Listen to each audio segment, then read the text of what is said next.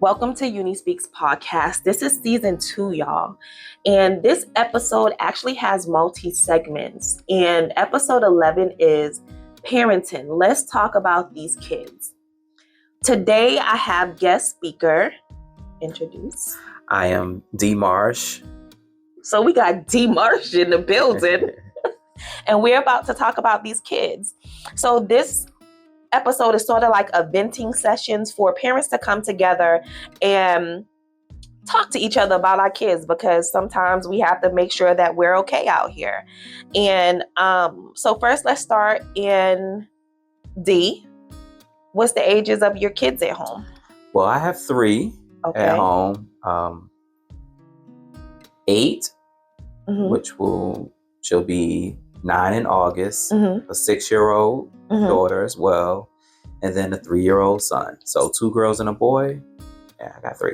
Okay. So is your household single, married or co-parenting household? I'm married. Okay. Yeah. Awesome. So as we dive into this topic, we'll go ahead and start with our first question. What is something you wish your child or children would do without you asking or telling them to do on a daily basis?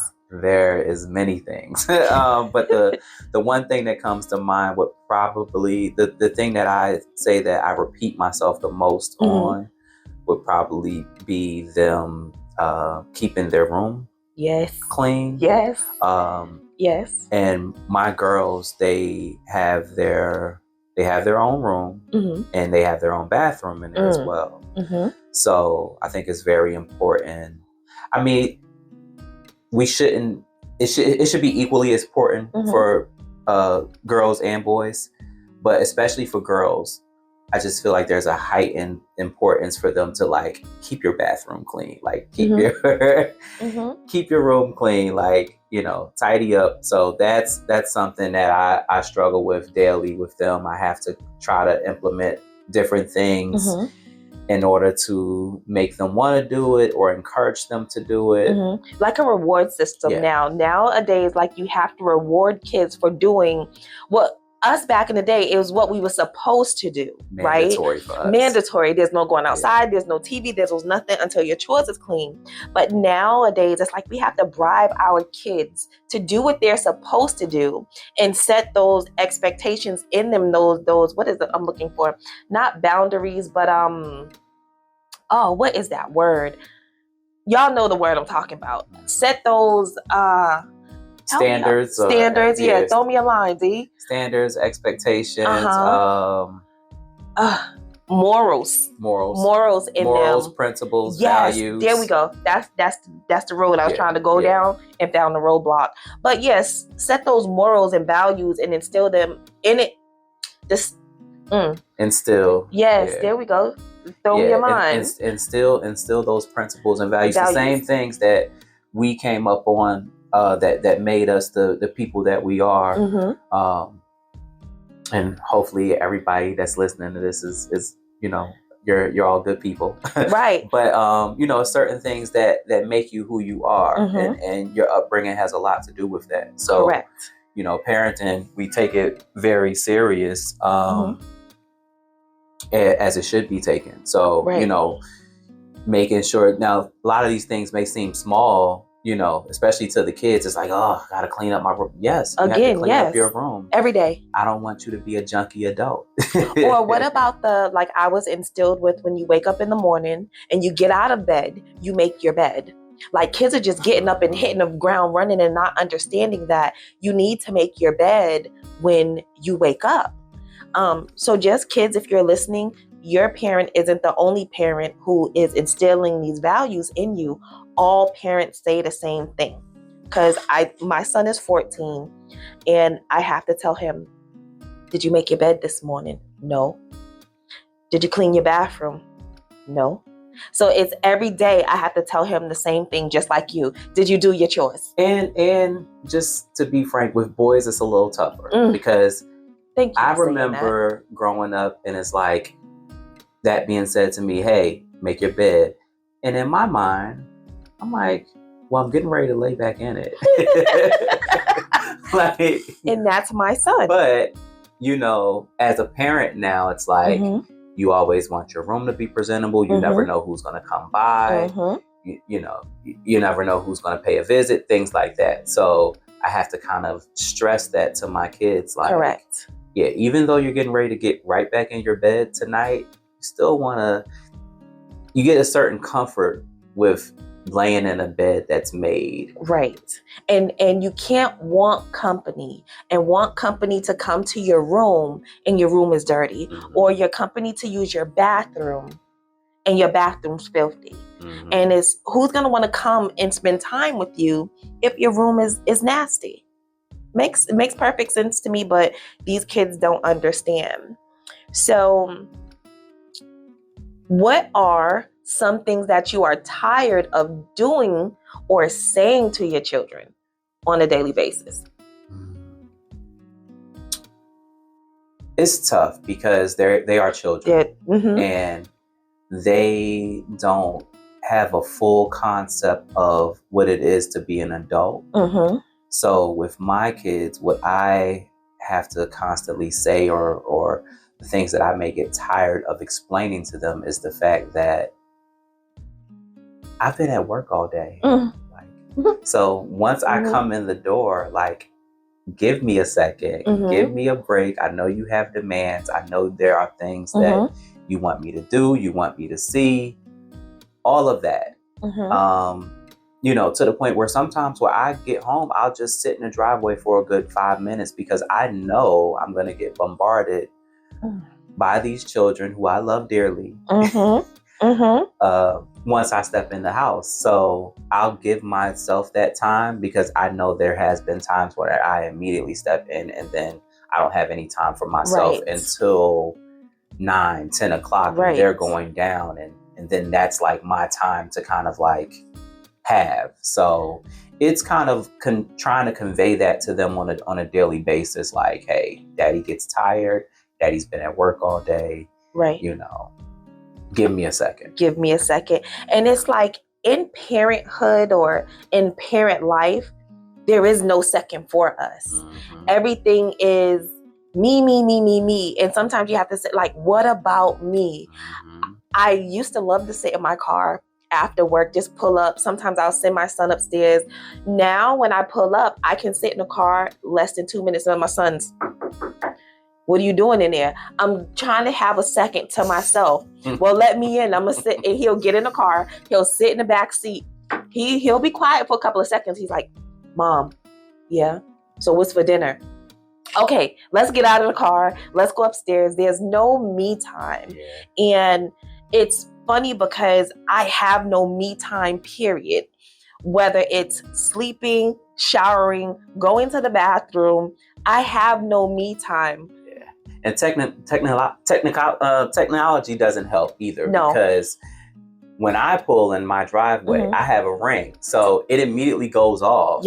And they know to look out the window, and then they'll see me, and I don't have much time before I have to get in the house. So, it's challenges to it for sure. And it's not just on my end as well. Like I vividly recall my wife having to, say, hey, like, give me my space, give me my time. Kids will invade your privacy. They will barge in bathrooms. They will do all of these things to where before you had them or, when they're not present, then you're used to just solitude. Yes, that's definitely the word, solitude, and just a sense of peace that doesn't necessarily, not to say that children cause chaos, but it's a different type of dynamic when they're constantly there, or it's a daily thing. So it's growing into adulthood and having children and understanding that you can no longer be selfish with your time, because your time is not your time. It's your time plus their time. And like you said, the only time you get you time is when they go to sleep. Just wait till they get older and they don't want to go to sleep at 7:30, 8 o'clock, and their bedtime is 9, and they asking if they can stay up till 11:30, which is running into your time. So for me now, I have to deal with the jokes. And my son has this thing where he likes to scare you. So it's a constant rah all day long, to the point like my reactions now are, you better stop, I'm gonna knock your head off. Like, he scares me, he thinks it's funny, but it's not really conducive to getting me time, because now you're up in my time. So I definitely understand. Gotcha. Lastly, if your child is listening or will listen to this segment, whether now or in the future, because it's still going to be there, what would you want them to know? I would want them to know that, one, I'm not perfect. And, you know, the same way I want them to grow into great individuals and have these values and morals and things like that. We all are a work in progress. And I don't want them to feel like they have to be perfect just because I discipline them in a way, or I may correct them or instruct them in a way that, you know, that may have a certain tone of like, oh my God, this is, you're making this a big deal. Like, no, it's just my approach. And I don't expect you to be perfect, but I do expect you to take heed and try. Yes. And try, for sure. That was beautiful. So yeah, that's what I would want them to know. And just to know that it's a daily thing. Like, you know, we're always working on ourselves. And I feel like I'm a way better father than I was 5 years ago, 6 years ago. And I would hope that 5-6 years from now, I will be a better father than I am now. So it's a gradual thing, you know.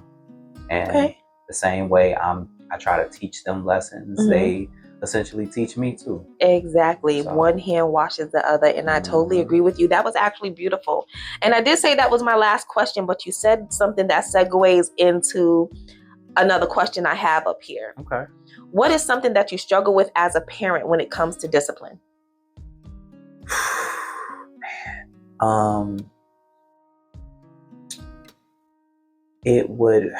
I struggle with my tone, I would say. Especially having two little girls. I have to remind myself to be mindful not to speak to them in such an aggressive manner if I'm upset about something or disgruntled about something they may have done. So I have to kind of remind myself to, okay, cool down. Or if I do like raise my voice or anything like that, there's a very short time frame, like I would say 2 to 5 minutes later, I'm back in there and I'm making sure that I'm talking to them calmly and I'm letting them know like, hey, I did not mean to speak to you in that manner. I apologize. And that's another thing too. Like I'm not a fan of parents being friends with their children, but I do feel like there should be this form of respect to where it's like, okay, just because you're a child doesn't mean that I get to disrespect you. Like there's still this respect dynamic to where it's like, okay, if I was out of line with you, then I want to show you that I can apologize to you because I want you to grow into the same adult that can be okay with apologizing and be okay with taking accountability for things you may have said or things that you may have done that may have rubbed somebody the wrong way. Correct. So I kind of, that's my answer to that. I love that. Thank you. And I also appreciate you doing this episode with me here today. And that was D. Marsh, y'all. And he will be back as a guest speaker on another episode that we do later in the future. And again, if y'all have any questions or have any input, I'd like to hear your feedback. Thank you for tuning in. And up next, we will have Jessica Brown. She's here with us today for episode 11, the continuation of episode 11. Parents, let's talk about these kids because sometimes we need to vent too. And if you're ready, you guys, please keep listening. So Jessica, thank you so much for joining the podcast today, and let's go ahead and dive into it. So what is your home? Are you a single parent home, married, you're in a relationship? What type of home are you running right now? A single parent home. Okay. And what are the ages and genders of your kids? I have a male child. He is 27, and a female that is 18. Both still living in the home, correct? Both still live at home. Okay. Well, that's good. Let them babies stay as long as they need. Just let them stay. So diving right into it, this episode is just to basically speak about the gripes that us parents have with our children. And in the long run and interim, I would like for, maybe parents can let their children listen to this particular episode so their children can know, like, hey, I am not the only parent screaming this. There's parents all over the world telling their kids the same thing.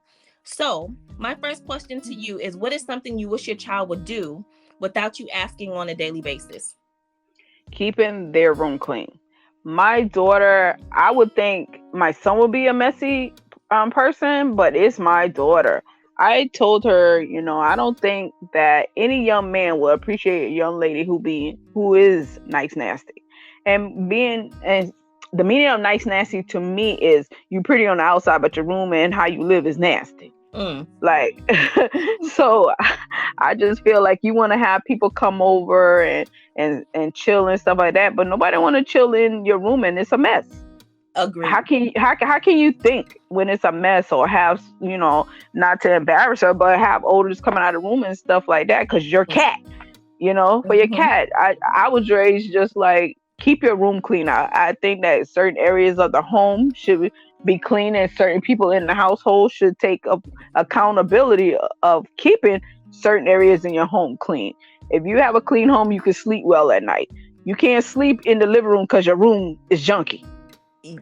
Yeah, don't go messing up my part of the house because your part of the house is a mess. And I agree with you. I've said this before, I have a 14-year-old at home, as you know, and his excuse was, oh, I can find everything this way. And I'm just like, you can't have company. Don't ask for people to come over because your room is a mess and it stinks in there. So I definitely understand where you're coming from. So kids know, like, again, your parent isn't the only parent requesting this of you. And it goes back to hygiene also. So I feel like if you not keeping your room clean, are you keeping your body clean? Right. Yeah. Right. Right. Boys and girls differ, and I will admit, like, I can only be a little bit transparent. When I was, like, say, post being 16, right? Let's go as far as maybe like 12. Okay. And I grew up a shelter kid and stuff like that. So I don't think I was as cleanly as I should have been in those younger ages, right? When I got into middle school, I started to be a little bit more cleaner. That's because, things change when you get into middle school. And you knew me when I was a young girl, and you couldn't tell me nothing because, baby, I was taking 2 to 3 showers a day. But when it comes to these boys, my son has this notion where he takes a shower only when he shits. And my son too, and be it that he has a girlfriend, she's on him all the time about hygiene. Keep your hygiene up. That means that goes from your dental, your nails, your eyes. It's self-care. Your self-care, no matter how old you are, you will want to present yourself as such. You know what I'm saying? You don't want to be all up in people's face and your mouth hot, your arms musky. Like, come on. True. True. I totally agree with you. I've been there. My son has braces, and I have to tell him, like, hey, go mind your mouth. Go mind your mouth because it's not right. And the fact of the matter that he'll, like, just jump up out of the bed and come speaking at me in my face, and I'm looking at him like, what are you doing? Did you mind your mouth this morning? No. Well, go mind your mouth. And when the last time you took a shower? I've been looking at these drawers for 3 days. Oh, I took one the other day. Well, what was the other day? Since go get in the shower, right? So I definitely understand where you're coming from with that. So second question. Okay. Go ahead.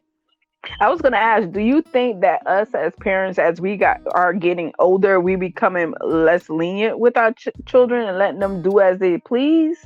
Yeah, I think in today's society, like, us parents aren't as strict as our parents were as when we was growing up, if that makes sense. When we were growing up, our parents were strict, like, don't speak unless spoken to.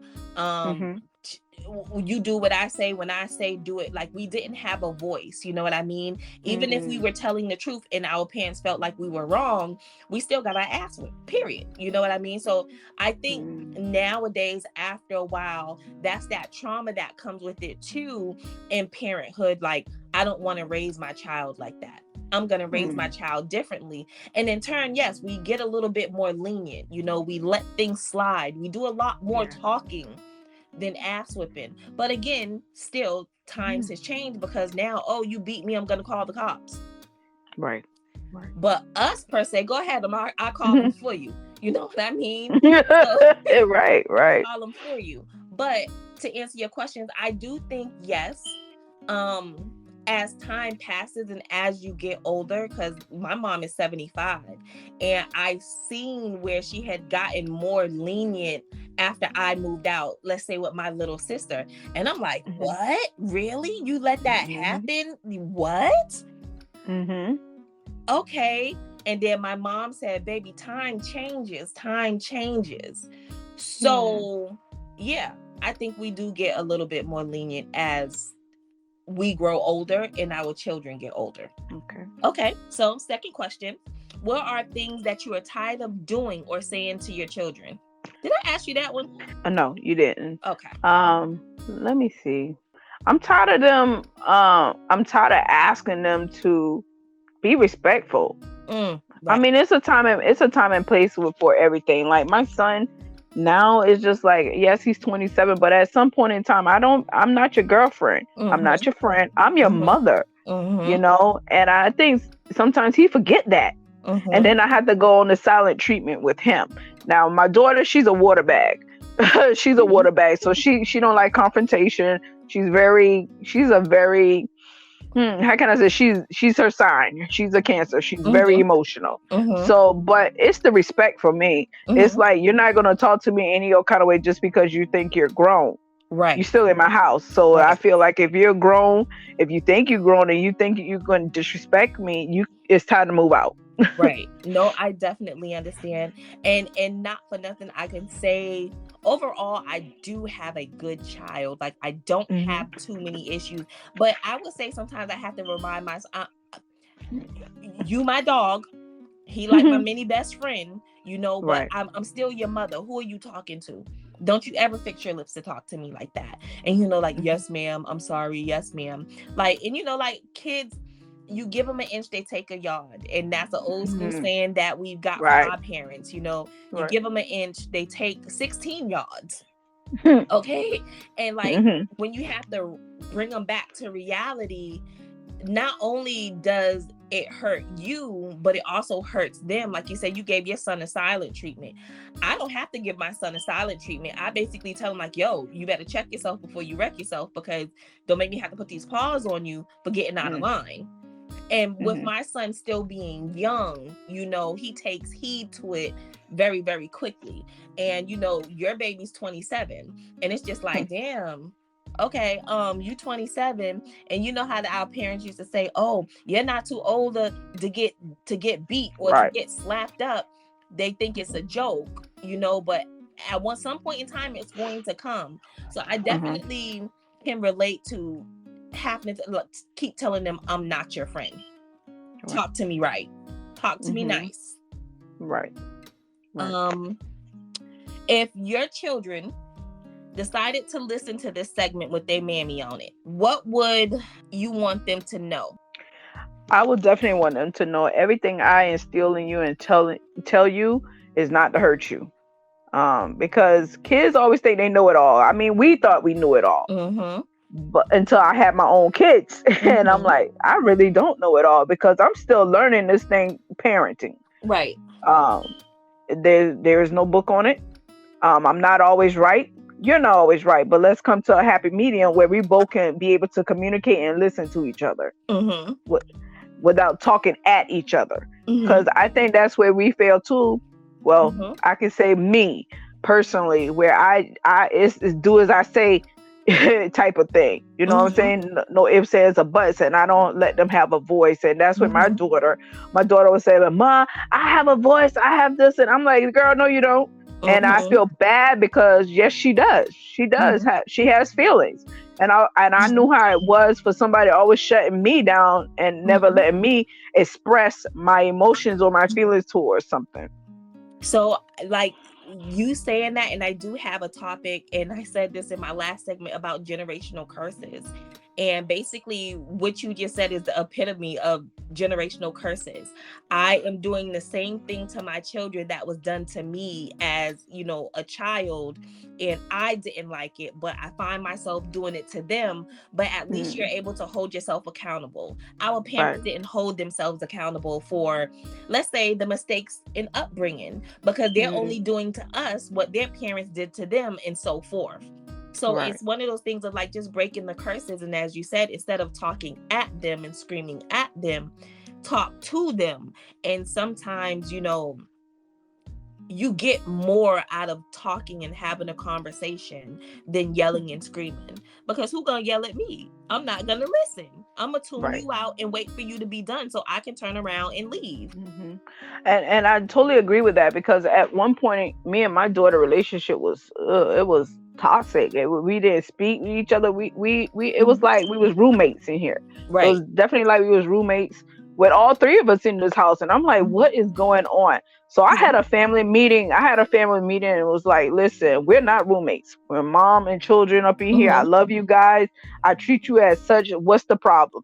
And we literally like hashed out everything that each other is feeling. And I believe that a lot of parents need that from their children, because we don't know what these kids are going through nowadays. Right. So it's a lot, and it was a lot, but I'm glad now me and my daughter have this type of relationship now where she can come to me about any and everything. Before she couldn't. She would always go to Tanya, my aunt. And so I felt like, why would she go to someone else when her mom is right here? Why? Because she felt like she couldn't come to me with anything, because she's like, oh my, you can't hold water. You let that whole family know.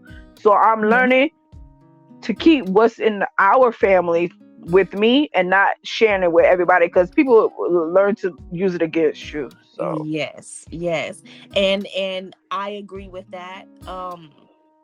I have been there. We've known each other for over 20 years, so I definitely know exactly where she's coming from, and I know what you're talking about. And I'm happy that y'all found that easy medium, because that was a long time coming between the two of you, and the fact that you opened the room for open dialogue for you guys to talk it out, because in this day and age, that's what is needed. You need to have these tough conversations without ending the conversation still feeling some type of way. There should be some type of accomplishment.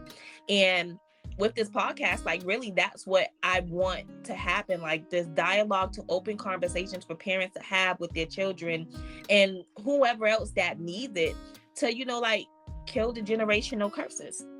And I think that if I didn't have that conversation with my children, especially my daughter, I would have never knew that she suffered with mental illness or depression. And within talking to her, we got her some help. We literally got her some help. She sees therapy now, and oh my God, I can't stress enough our community. We so afraid of reaching out for help. And it's been taught in our community, don't reach out for help, or they consider you crazy. But this has been the best thing that my daughter have ever went through right here, is seeking therapy, because I couldn't do it, because I would never know it. She needed a unbiased opinion from anybody, or just for someone else besides family to listen to her. So I suggest that to every parent. If your child reaching out and calling, if you see some signs that's not copacetic, please seek help for your child.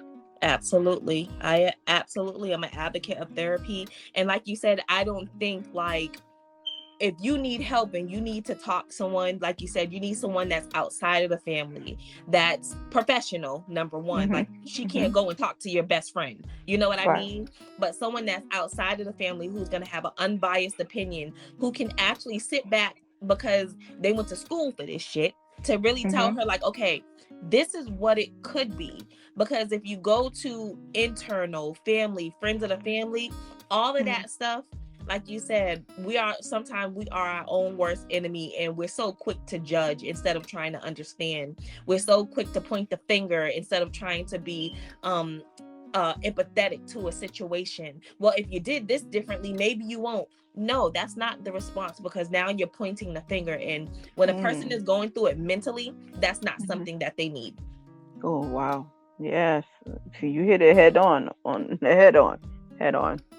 Well, I want to thank you for joining me for the portion of this episode for Parents Let's Talk About These Kids. I appreciate you taking the time out with me today. And if you don't have anything else to add to this episode, I want to say thank you. You're welcome. And to all the listeners, thank you for listening. Thank you for listening. So my next guest speaker I have is... My name is Shannon. Hey, everybody. Thank you so much for joining with me on episode 11, Parenting Let's Talk About These Kids. As I said before, you guys, this episode is a multi-guest speaker episode. And we're just going to go ahead and jump right on into it, because you guys know exactly what this episode is about. It's us venting about these kids. So Shannon, let's go ahead and get the demographics of your home. How many kids do you have? So I have 3 children. The oldest one is 14 and a half.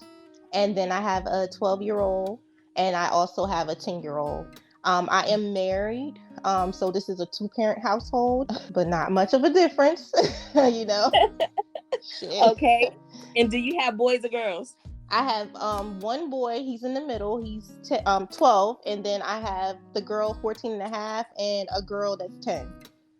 Okay, awesome. Well, thank you so much for answering that for me. So jumping right into it, what is one thing you wish your child would do without you asking on a daily basis?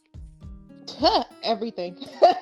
But nah, honestly, I would say chores, because just daily chores is like an issue. I would say I get a lot of back push, and I get a lot of attitude when telling them to do simple things, and it's a lot of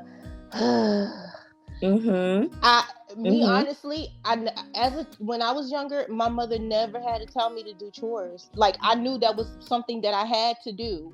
Right. She didn't have that problem with me. And so raising these children in this generation is completely different, because it's like you tell them to do it and they'll hear it, and it goes in one ear and out of the other ear. And they may start cleaning the room or may start cleaning the dishes, but it's like they pause and don't come back to it. Like, you get half-ass stuff done, basically. Half-ass stuff done. And you're absolutely right. And it's, I'm learning that all of us parents in our generation are saying the same things. And when I was on with Jessica, my other guest speaker last night, she had asked me a question: do you think we're more lenient than our parents?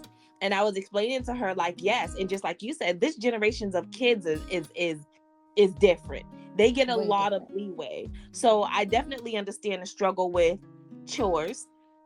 I only have one over here. My boy, his chores are simple: clean your room, clean your bathroom, because those are your 2 chores. Those chores are like mandatory. You know what I mean? Mandatory. But your household chores: take out the trash, without me telling you to take out the trash every single day. Check it. It only takes a second to check the trash and see if it needs to go out. But the problem is, he don't feel like doing it, right?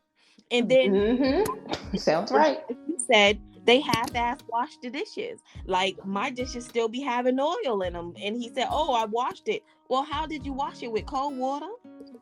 Girl, it's still oily. When I tell you, it's just like they just run the water over it and then throw it in the dishwasher or throw it in the drying bowl. That's how it is. Like, what are you but I honestly think technology is a big part of the distraction for this generation. And that's why they can't get a lot of stuff done. Technology has made them very distracted and a bit lazy, to be honest. Agreed, because back in our days, hell, the only thing we had was beepers. If we had one of those, if we had a payphone. In a payphone, in a house phone, and that was it. And we also went outside and played. You know what I mean? We did. Our goal was to wake up, do our chores, to go outside and play. So it's a definite different dynamic that these kids have, and in the long run, it is gonna hurt them, because now at my big old age, I appreciate how my mom had me doing certain things as a kid I really hated to do. And oh my God, why I always gotta wash the dishes? But now I understand, because I know how to wash dishes for real, Yes. And they don't understand that what I'm teaching and instilling in you now about cleanliness and cleaning, you're gonna have to use when you're grown and you have your own place. Because nobody want to come to a dirty place. Girl, I'm literally telling my oldest that all the time. She's a girl. So she's a girl, and honestly, she is the messiest. Like, she will get finished with something and she will just leave it wherever it's at. She'll come in my bathroom, and she has her own bathroom, and she'll leave her towels on the floor. She'll leave her clothes in here instead of just putting it in the dirty clothes or taking it in her dirty clothes. I'm trying to tell you, it's like a constant repeated thing. And then I don't know. It's like my parents never had to repeat themselves constantly. And I think it is because we are a little too lenient on these kids. They don't have like the punishments like we used to have. And we, like, I also think too, in our generation, we feared our parents. Oh yeah.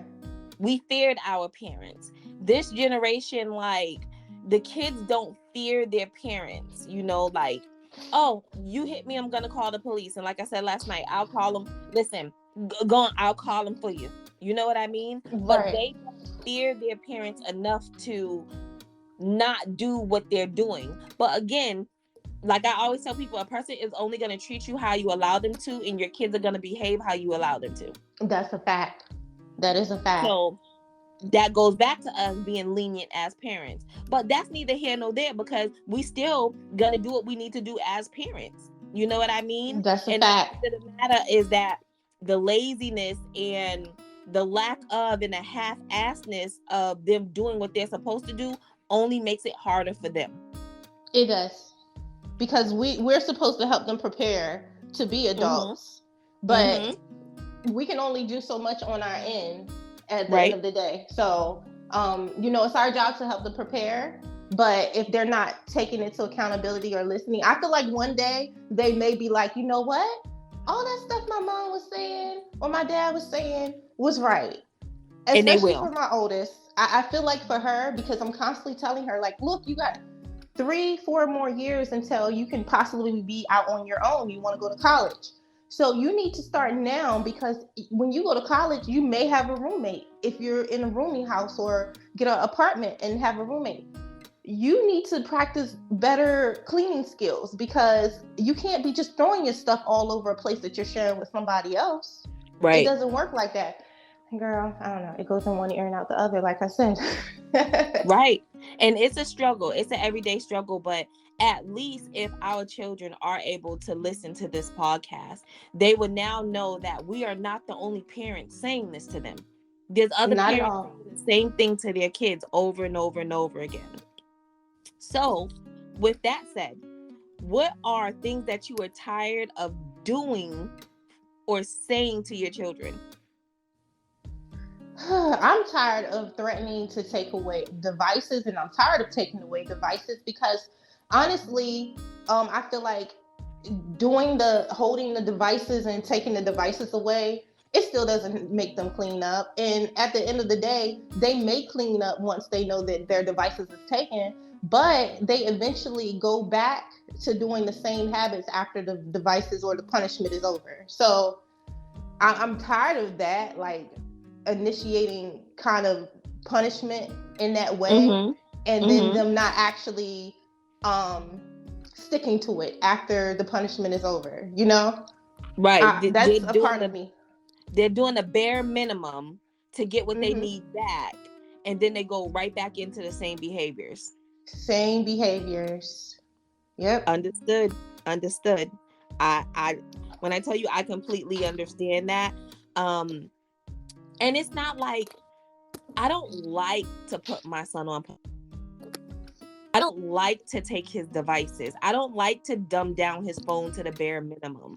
I don't. Yeah, it's not a good feeling for us. Like I can put him on a punishment that I used to get when I was younger.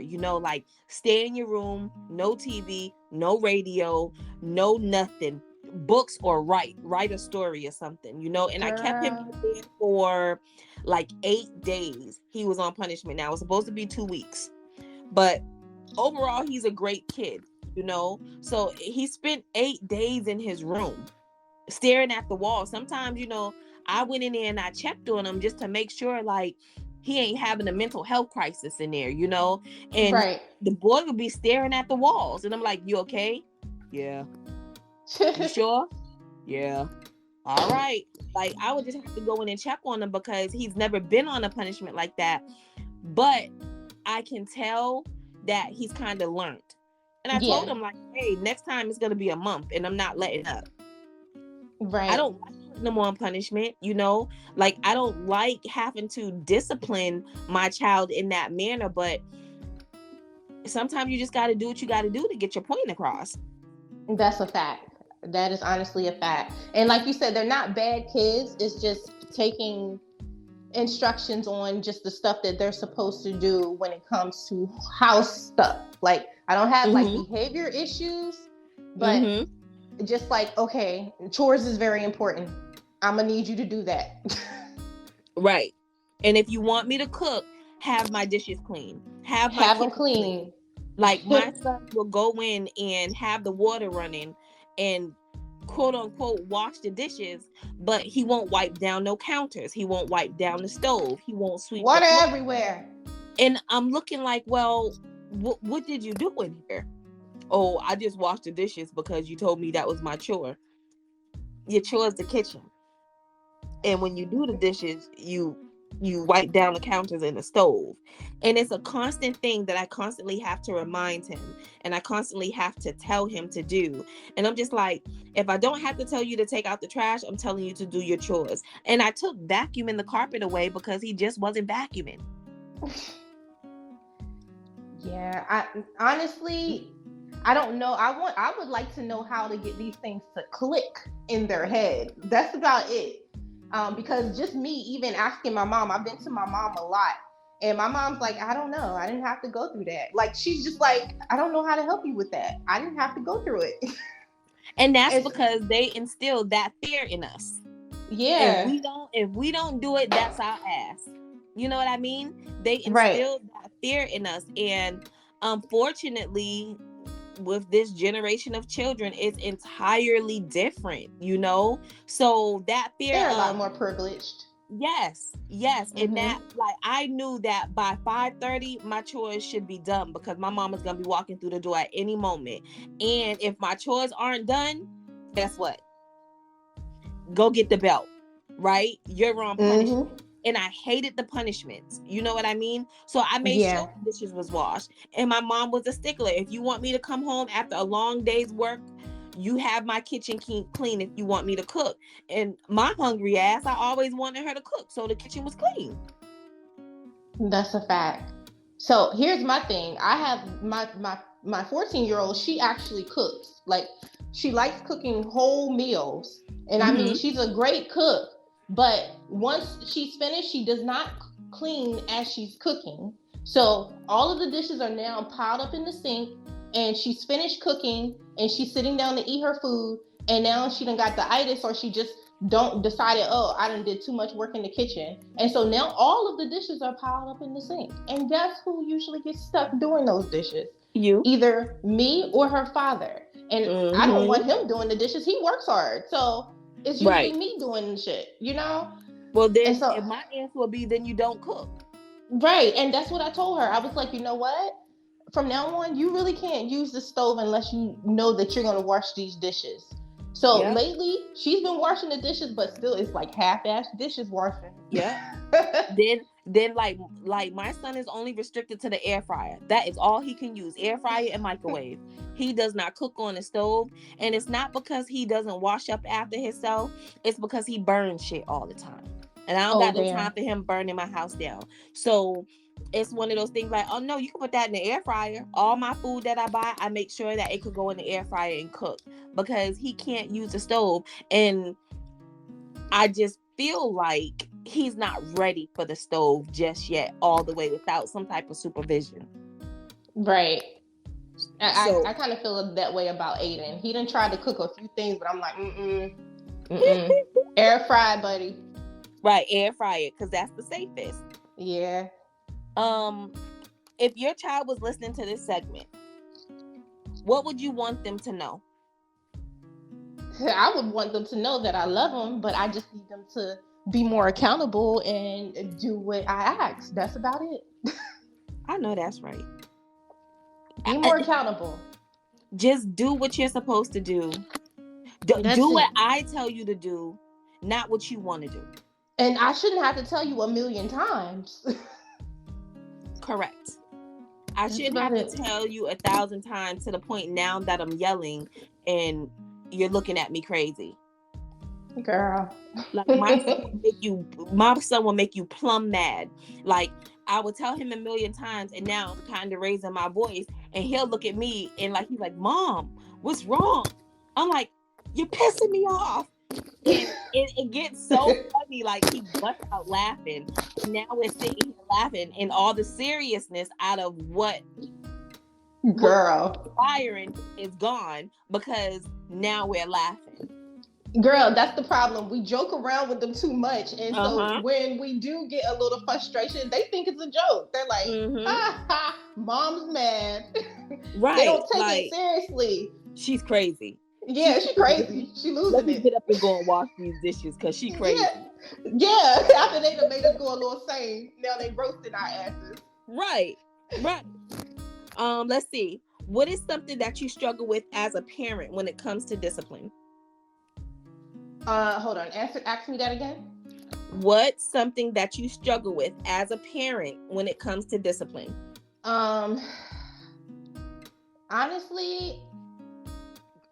I don't say I struggle with anything anymore, because I've been really strict with these damn punishments. I know that's right. And they know that I'm not playing with them. Especially with it being summertime, the two youngest ones, they homeschool, but the oldest one, she's home too. So I have to be on her more because she's the biggest mess maker. And I'm literally pushing out punishments left and right. Okay, you don't want to do it? Punishment. Give me the phone. Right. Give me the phone. Thank you. Right. And she lives by that damn phone. Teenage girl. So that's all I have to do for her. And with Aiden, it's him being restricted from going outside because he loves being outside. So if I restrict him from being outside, that boy, he's gonna go crazy. So he will literally get in line and do what I say too. He's like, okay. Yeah. I can see it. I can definitely see it. Yes. Do you have anything that you would like to add for this particular segment? Anything? No, I think we talked about almost everything. But what advice do you have on parenting? Because we had our first child around the same time. But, everybody has different advice for parenting. Advice that I have for parenting or parents in general. First thing first, I want to say, y'all, we are not crazy. Mom, dads, don't feel like you're crazy. Like, what we are trying to instill in our children is morals, values, and ethics, right? And our kids may not see it now. They may not understand it now. They may not see the light at the end of the tunnel that we're trying to show them. But never stop. Don't give up and keep pushing. Don't push too hard, but keep pushing and explaining to them the reason why behind the ask. And the reason why behind the ask can go a long way, because growing up being told just what to do because mom said to do it, was kind of hard. I never understood why. But now as an adult, I understand why. And when I'm talking to my child or I'm disciplining my child, I go and I explain the reasoning for my actions and the reasoning for his discipline and the why behind the discipline and the why behind my actions. And I think that has curated a better relationship between me and my son. And again, my son ain't perfect, but man, let me tell you, I don't have no problems with him outside of the laziness and the don't want to take out the trash and barely wanting to wash his ass, and barely wanting to brush his teeth, and just the general boy stuff that boys do. Is I have the dirty ass room smelling like dick, balls, and ass in there. Like, that's the general gripe that I have, but overall, like, it could be worse. You know what I mean? It definitely could. Child, I could have a child that's yelling and screaming and punching holes in my wall. He a child that's destroying my house. Like, I have to call the police on them.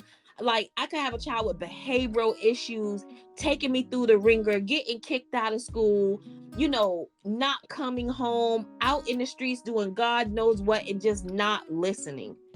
Right. It could be 1,000 times worse. And I am blessed and I'm grateful that I have raised a child the way I can, and keep raising your children the way you can.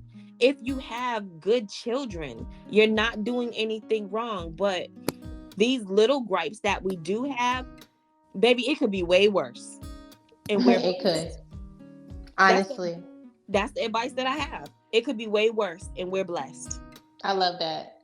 Very grateful for these children.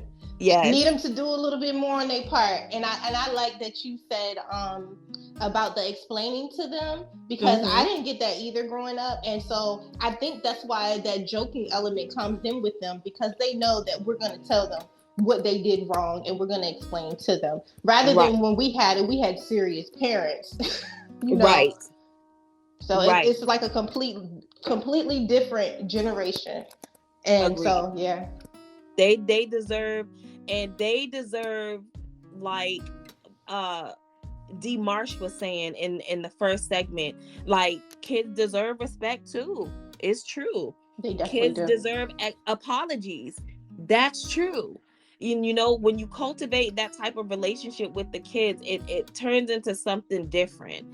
And it's just one of those things where I'm not perfect as a mom. I make mistakes. I apologize for my mistakes. I apologize if I hurt feelings, but I'm still learning.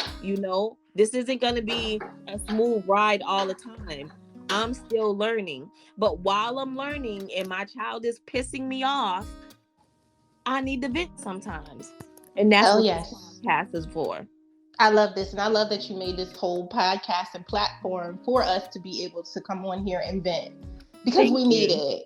We need it. Thank you so much.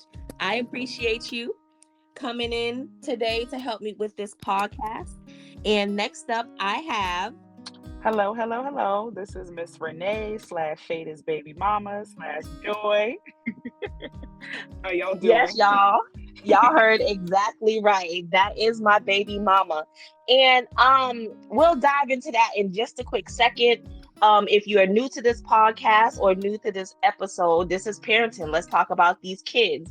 And the thing that we have in common is that we have a child by the same person. All right. And y'all like, what? How does that work? Baby mamas? Like, okay, yes, y'all, this is my baby mama, and this is it. We ain't never leaving each other. Ain't never going nowhere. We locked in. So what? My son is 14, and your daughter is 12, girl. 12 going on 16. So the siblings, listeners, are 2 years apart from each other. So outside of the siblings, we're going to go ahead and jump into it and just verify the number of kids you have and their ages. So I have a total of 3 children. Obviously, the oldest is 12, and then I have a 5-year-old little girl, and then I have a 3-year-old little boy going on 4 actually this month. Jeez, time is flying. Time is flying. Okay. So is the household single, married, or are you in a co-parenting household? So it's a married household. That's right. Yes, and I know that's right. So as we said, guys, we have kids with the same guy, kid, child, man, boy. We have the let's just say the same person. The same person. Because baby, we're gonna have to have an episode, Confessions of the Baby's Mamas. We're just gonna have to have an episode. So we're gonna go ahead and get into it. So my first question for you is, what is something that you wish your children would do without you asking them on a daily basis? So, it's a little bit different because there's such a huge age gap in between the oldest and the 2 little ones. So the requirement is always going to be different, or the expectation rather. Right. But with the oldest, I really wish that I didn't have to tell her to do her chores, i.e. put the dishes away, clean her room, pick her clothes up, did you take a shower? Just, basic stuff. That's really where I'm at with her for the most part. I mean, ultimately, she's a good girl, but it's just the little stuff that, I wish she was better at. She's great on the iPad. But when it comes to putting the dishes away and doing the things that I ask her to do around the house, it's just crazy. But yeah, that's really it. Just clean up after herself, being better with her overall room hygiene, and doing a little bit of chores around the house. Those are the things that I wish she would do better without me having to beg and plead and get loud and act crazy. Understood. Now you said something. You said room hygiene. Please explain room hygiene, because like siblings, they mimic each other. And it's crazy because you're in Boston and I'm in Florida, and I understand everything that you're saying, and you pinpointed on room hygiene because, as I've said previously, my son's room smells like balls, dick, and ass all the time. Like, I don't know what it is. I don't know what's happening in there. It's to the point now that, like, I make him keep his door open, because I figured if your door's open and I have to walk by your room every day, you would at least keep it clean so I don't come in there and run my mouth about how dirty your room is. And I can say that making him keep his door open, I see a slight change in there now. Yeah. It doesn't smell as musky and stank-a-dank. But what do you mean by room hygiene? So specifically with mine, because she's a girl, so she's always spraying smell goods and stuff to mask the odor that's hidden in there. So I don't really have the musky smell coming out, but it's mainly her clothes on the floor, dirty drawers, dirty socks, dirty jeans, or she's getting to the stage where she wants to do a little face makeup, so she'll open up something and have it out on the dresser. It doesn't get closed. Then one of the younger siblings come in, they knock it over, she acts like she don't see it. Just stuff like that really annoys me. I'm low-key OCD anyways, so things not being in their place is going to be an eye catcher for me. And it's funny because you said that you like to have the door open so you can kind of check in on him spontaneously. See, I'm the opposite. I want the door closed, because if I happen to walk by and see some foolishness, I'm losing it. So I try to just do the spot checks on Fridays. Like, I'm gonna give her a break. She got enough pressure out there. I'm like, all right, we're gonna wait till Fridays and I'm gonna just do a pop in. She knows I'm coming, so she tries to, and it's funny, every Friday night she's like, I'm cleaning my room. I'm like, oh, all right. Because all week it's been crazy in there. Now all of a sudden you on a cleaning spree on a Friday. But that's what I mean by the hygiene in the room. Okay. Just making sure that the clothes are where they're supposed to be. There's a dirty clothes hamper, utilize it. When it gets full, let me know so we can go down and I can show you how to wash the clothes, and just being responsible about your stuff. Right. No, I totally agree. I have an issue with the closet. His closet is like, so a bomb went off in there and just everything just flew off the hangers and everything is just on the floor. Mm-hmm. And I'm just like, how do you find clothes for school in this closet? Oh, his answer is, oh, with it like this, I just know where everything is. And I'm like, this can't be real. There's no way. So now I literally watch him hang his clothes up one by one until I can see the floor. And I'm like, this is how it should be. How it was is not what it should be. And he's like, I know, but Mom, I just know where everything is like that. And I'm just like, you know what? How? Okay. How is it working like this? How can you even be comfortable in finding clothes? You don't iron. I'm sorry. What's an iron? He doesn't iron. So you just throw your clothes on and go to school wrinkly. I mean, but listen, he's his mama's child, so I understand. So, okay. That's the part I can't understand, because I was always very neat about my clothes. Everything had to be ironed. And mine, she's very much like that as well. It could be a sibling thing. Who knows? Jeans is strong. But ultimately, she is very much like that. I remember the other day, she put some jeans on. I make her get her clothes out the night before. Mm-hmm. So I'm like, I'm counting on you to make sure everything is in its place. She gets up in the morning, gets dressed, comes out the room. I'm like, those jeans are dirty. No, they're not. They're not dirty. I'm like, I'm looking at the stains on the jeans. Oh, I didn't even see that. I'm like, you know what? You just said they wasn't dirty though. I can't. Right. Yeah, you just said, like, my son has this white shirt that he just won't get rid of. It's white, it's dingy, it got stains on him. Like, and I'm just like, every time he put it on, I'm like, Sincere, this is the last time you're going to wear this shirt. Okay. The next thing I know, he has it on again. And I just don't understand, how are you comfortable with wearing a shirt that, like, it's not dirty, but it has like color stains on him because he probably threw it in with colored clothes. And I'm like, Sincere, it just looks dirty. You don't look like you have on clean clothes. He's like, but I know they're clean. And I can't even argue with him. I can't even argue with him at that point, because I understand, but okay, whatever.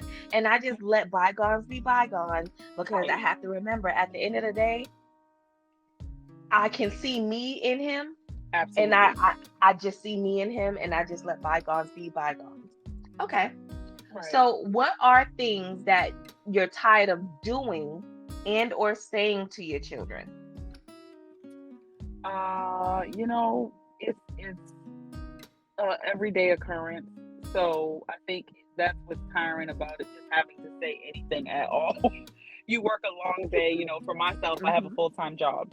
So when I come home, having to say anything that I know I've already said before gets tiring. But I think one of the biggest things that stands out is, why y'all running through my house?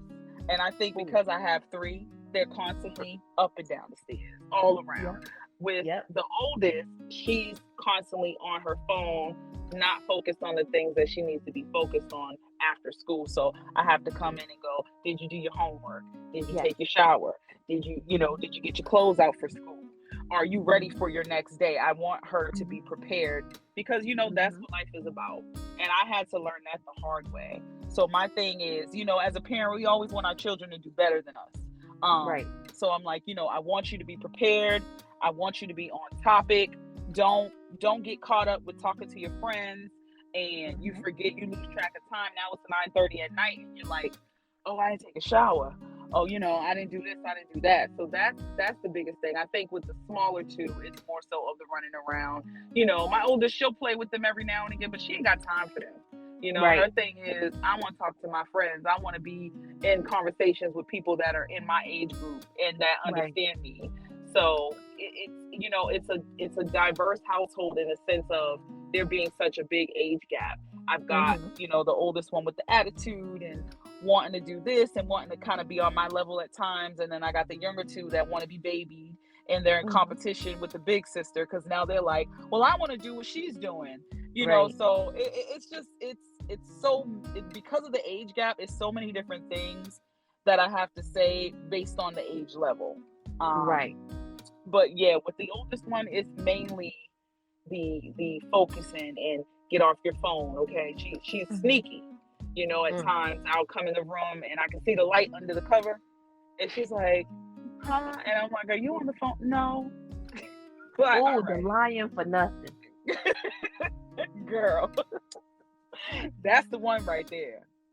It's the lying for nothing for me.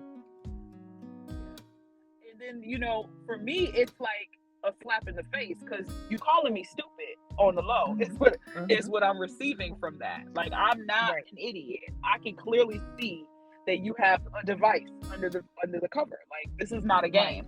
So I've literally had to kind of get brolic with her because I grew up in the hood. My children are in the suburbs. So with my oldest, she goes to a predominantly white school. The mannerisms of the children are just different. Very different from how I grew up. So, she thinks that the lying thing is cool. So then once I get to that point of being fed up, now the hood comes out. And, I'm dropping F-bombs and I'm like, what the hell? And she's looking at me like, oh my God. Right. Where did this come from? And I have to let her know the lying business don't work for me. I'd rather you be a dog and tell me this is what's going on than tell me a lie. Because I don't respect the liar at all. And we've had this conversation multiple times. Her and I'm like, I just rather you tell me the truth. Because if you tell me the truth, then I can help you with whatever situation you're dealing with. I'm your best friend. You need to understand that. I'm going to have your back regardless. When you lie to me, I can't trust you. And trust is something that takes time to build. You can't just get that back overnight. So those are some of the things that I've been, trying to get her to understand. And I think she's doing better with it. She's been involving me in her little girl talks with her friends. And this is what this one said. And what you think, Mom? So I appreciate that because I feel like the lesson is getting through. But initially, when the lying first started, it was trauma for me because where we came from. Right. And then the other piece of it is I can't trust a liar. It's something that just crawls under my skin. So yeah, the lying thing it disgusts me. It really does. It does. And I think it's not just us and our children. I think everyone's children goes through the lying phase. And, not for nothing, her brother's the same way. Like he lies about things he doesn't even lie about. Like, I take a different approach. I don't yell. I don't scream. I don't raise my voice. I don't cuss. I don't do none of that. I talk to him.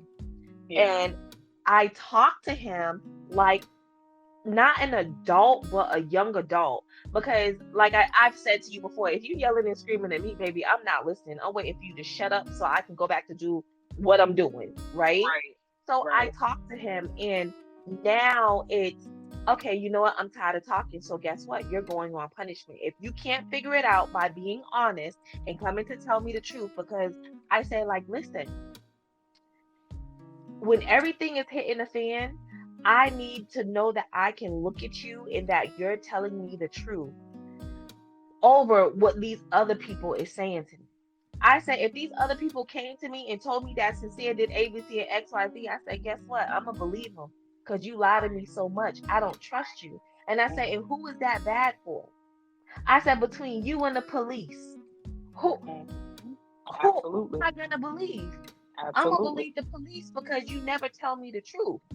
And now you handcuffed and going to jail and you innocent because I couldn't have your back when it came down to it. But that's not my fault. That is your fault.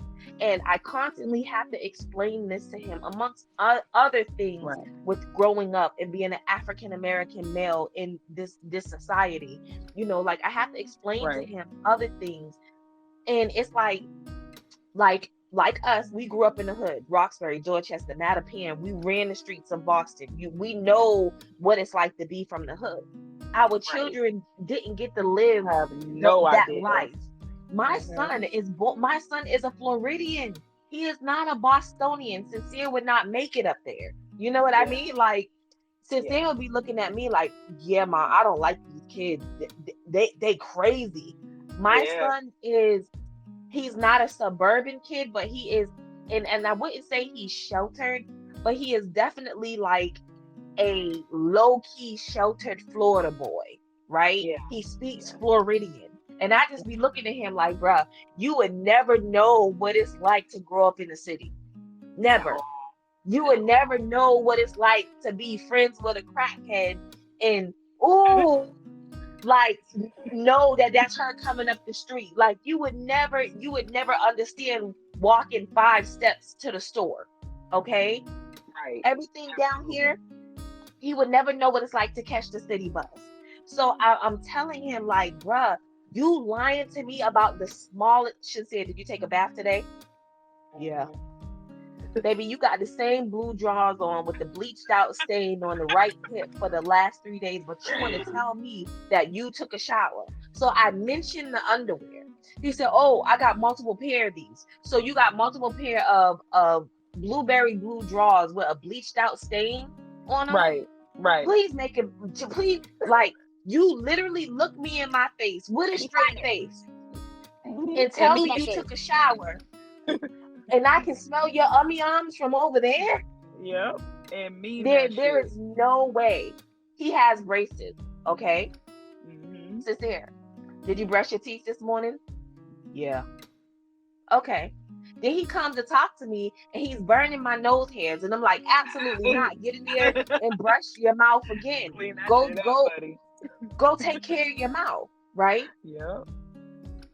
Speaking of today, I'm in the bathroom. I'm brushing my teeth, okay? Now, mind you, it's after work. I come home, I get undressed, I go in the bathroom, I wash my face, and I brush my teeth. Right. Before I go to bed, I take a shower. I've been at work all day. I've been talking all day. I've been eating all day. I need to brush and floss my mouth, okay? Right. So I said, Sincere, huh? He in the bathroom with me while I'm brushing my teeth, asking me 1,000 and 1,600 questions, okay? Mm-hmm. I said, Sincere, did you brush your teeth when you got home? No. I said, you have braces. Don't you think you should brush your teeth? Yeah. Then he leaves the bathroom. Girl, he beeline straight for the room and went and got in the bed. He didn't even brush his teeth. Yo, that's fucking wild. I can't. I cannot. That's one thing that I am tired of constantly asking and reminding him to do. Bruh, you got braces. I paid over $5,000 for these braces for your teeth to be right. Because I can't be walking around here with an okay smile and your mouth is looking crazy. That's not how I do. You feel me? Absolutely. Would you go mind your mouth? He went in there and laid down. He's still in there laying down right now as we speak. Now, see, that's where me and you is different with this parenting shit. And I'm going to tell you right now, I love you to death, but Serenity would have got chopped in her throat about 3 or 4 times at that point, because I'm not going to repeat myself, especially when it comes to, and I know, boys and girls are different. Boys are a little bit more lazier than females. Mm-hmm. I understand the dynamics there, but sometimes I question if she was supposed to be a boy or not, because she has those moments too, where I'm like, I'll do the smell test. I'll just walk up on her and throw her arm up and smell her armpits. And then I'll stand back and give her the look. And she'd be like, I'm going to go take a shower right now. And I'm like, why did I even have to do that? And you smell that. Right. I'm supposed to smell you before anybody else. Right. You know what? Don't piss me off. And then she'll go and be in the shower for like almost an hour. And I'm like, okay. Okay. I shouldn't have to run down on you for you to know what you're supposed to do. That's unacceptable. But check this out. At least you run down on her, right? And she goes and get in the shower for an hour. If I run down on Sincere, he go and get in the shower for a minute and get out. And then I have to tell him like, yo, that was too quick. Go get back, but I washed. Go get back in the shower. And set a timer on your phone for 5 minutes. Like, at least be in there for 5 minutes, bro. And then get out. And then now, even at 14, I tell him, like, yo, get in the shower and call me when you have soap all over your body. So he'll get in the shower. I want to witness this shit. he'll call me, Mom.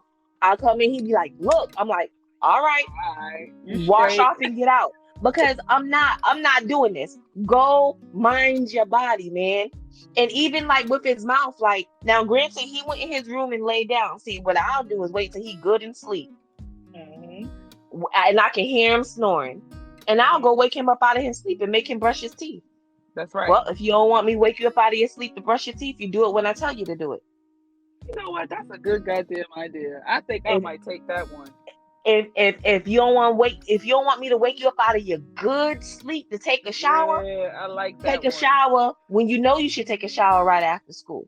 Absolutely. I like that one. That's going down in the book right there. Because, see, I be trying. The thing with these kids is I realize we got to be smarter than them. Like it ain't like how our parents used to do. You know, they threaten you, I'm going to beat your ass. And that's it. And that was good enough. Like, for me anyways, I didn't like to be touched. So my thing was, I don't want to get a beating. I'm just going to do what I have to do. With these kids, they're unfazed, and whooping their ass don't help. So I've learned over the course of my parenting, all right, I got to outsmart her. Because if I think harder and stronger, then I'll be able to win the battle. As opposed to pulling teeth, I don't have no energy for that. So that's a good point as far as, you know, making it memorable for you. If I wake you up and give you a bad experience on that note, you ain't gonna want to do that shit again. You're gonna be like, Exactly. And you know why I remember it? Because my mama used to do it to me about them dishes. Oh, yeah. My mama let me get good in sleep, boy. Good in sleep. And wake me up about 11:30, 12 o'clock. Go in there and wash them dishes. I'm at the sink crying. I'm boo-hoo crying because I was sleep real good. And she done woke me up to wash these dishes and don't let them be dirty. She'll let me go right back to bed and wake me up about an hour later. Those dishes still dirty in the sink. Get up and go wash them. What? I'm crying. I'm boo-hoo crying because I know I got to wake up at 5:30 to be out the house at 6 o'clock to catch the 22. Exactly. Wake them up out their sleep. Girl, they don't know nothing about trying to catch that 22 or that 23. They don't know shit about that, boy. First of all, her school bus come to the front door. Okay? Talk about some fucking luxury out here. I'll be like, wait a minute. And then you got the nerve still be late? Like, how was you late coming? I'm at work by 6:30 in the morning. Her bus comes at 7:07. I'm blessed to have my mother who lives with me who helps get the kids off for school. So I got cameras in the house too. Because motherfuckers be stealing snacks and don't think I know what's going on. So I got to be on top of shit. So, girl, why do you take food knowing that? And see, for us, these kids is on what is it summer vacation for them? No. Why my baby out of school? Last day of school for her is tomorrow. Okay. These kids is out of school, baby. Like, literally, Sincere, did you eat that? No. So you didn't eat it? I didn't have none. Are you sure? Because I know I put this in the kitchen and it was closed. I swear I have none. And I just look at them. And it's to the point like now I can't even get mad because I already know you gonna lie to me. I already know you ain't gonna tell me the truth. But I'm just asking you for you to do what you do so I can look at you in your face and tell you I know you lying and this is why I don't trust you. See, it's that shit right there. Is that right there? This is I know you lying and this is why I don't trust nothing you saying. Go in your room and don't talk to me for the rest of the day because I'm mad about my Fruity Pebbles. But you know what? This is why I had to get the cameras though. Because see, it's different when you just have one child in the house. Because who can he really blame? You know, my mom's here. You know, she's eating shit too. So it's hard if I ask her and I'm like, "Did you?" No, that was my sister, or that was my brother, or maybe Dad did it. Now I'm like, damn, I can't really argue with that because there is other people in here. But what Right. always gets her fucked up is when I go in there and I start cleaning. See, I have these moments like maybe once or twice a month where I'm like, I'm cleaning your room. You ain't And cleaning you find shit. the wrappers. Girl, the wrappers be all over the place, okay? Under the bed, in the Yep. drawer.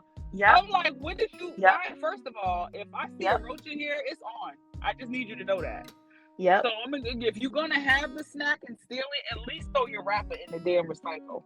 That's crazy to me. That's her brother's the same way. He's the same way. And it's crazy because like there's so many similarities in our children, but it's not just our children, it's everybody's children. Like he's the same way. Got dishes, spoons, cup in his room. Sincere, clean your room, get the stuff out of the room. And then he has the audacity to bring all these cups, spoons, plates, and all this jimmerajig into the kitchen and put them in the sink like we supposed to wash them. Yeah. Oh, she'll wait right good while I'm washing the dishes and bring the shit in. And I just be looking like, okay, Ted, you're it. Yep, you wash your own dishes. And it's definitely crazy. So question. If your child was listening to this segment, what would you want them to know?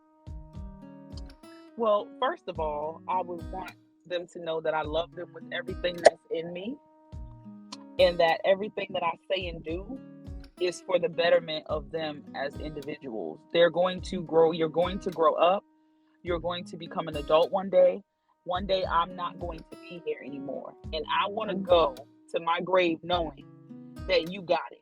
You know what to do to support yourself, how to be responsible, how to take care of yourself, hygiene, mental health, all of that. It's important. And I need to know that my children are well-rounded, because this is a hard world that we live in, and there are some cruel people out here that don't give a damn about you. So I need you to know that everything that I do, all the yelling, all of the long nights of conversation and me trying to beat the knowledge into your head and making you get up to do something I asked you to do 14 times ago, it's for a purpose. And so that's really it. You just like, I just want them to understand that everything I'm doing right now, even the days that I'm at work for long hours and I get home and they're like, you're always tired, you be gone all day. It's because I want to make sure that I'm providing to the best of my ability and that I can give you everything that I have. And I don't want you to have to always go through the experience to understand or to learn, because sometimes you can't come out of the shit that you mess up. And in other words, there's some experiences that you go through that you can't get a do-over with. Right. And it could definitely hinder your growth as a person. So that's really it, boo. Like, I just want them to know what they need to do to be a stable-minded individual in this world that can take care of themselves and they're not shattering at the slightest disappointment or anything that goes wrong. I want them to be able to stand up and do what they need to do as an individual. That's really it. And it's so much like that's a heavy question. You know what I mean? Like, what do I want them to know? I want them to know all this shit. And you have said a mouthful, because the overall answer to the question is exactly what you said. Every single parent says the same thing. I'm only guiding you at a young age the way I'm guiding you so you can be prepared later on in life. And the main reason behind that is I am not always going to be here to be your cushion. I'm going to be gone. And I would love to be able to be the ghost that I'm going to be, knowing that I can haunt freely and you are going to be able to do what you can do because I done raised you right. That's right. I ain't going to have to haunt you because you ain't doing right. Absolutely. So that is the end goal to raising kids, to raise respectable, well-rounded beings that do something great in this world and become somebody great and live the life that they're supposed to live. Precisely. And that's all we want. As we're going to go ahead and bring it to a close. Out of everything and everyone I talked to, the overall, what is it? The conundrum, the overall, throw me a line, the overall thesis of this episode Yeah. is that The children, meat and potatoes. the grits and potatoes, is children, we're not telling you to do these things for fun. We're telling you to do these things so when you grow up, you know what to do and no one else has to tell you what to do. Because you're grown and your parents taught you how to do it in the first place. So take heed to what your parents are telling you. They're not crazy. They're not bothersome. And when you get older and grown, you appreciate everything your parents taught you to do, like washing them walls on Saturday mornings when you get up. That's right. Washing them baseboards and washing them dishes. So until next time, y'all, I want to thank you for tuning in to Uni Speaks podcast. We hope you enjoyed this discussion as much as we did. Tune in to next week's episode 12. Had I known back then what I know now, I would have done blank differently. As always, we want to hear from you. Share your thoughts and experiences and suggestions in the comment section below.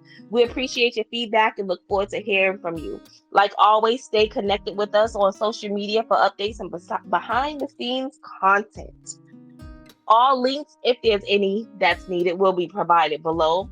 Like, subscribe before you go. Until next time, we out. Peace out. Bye.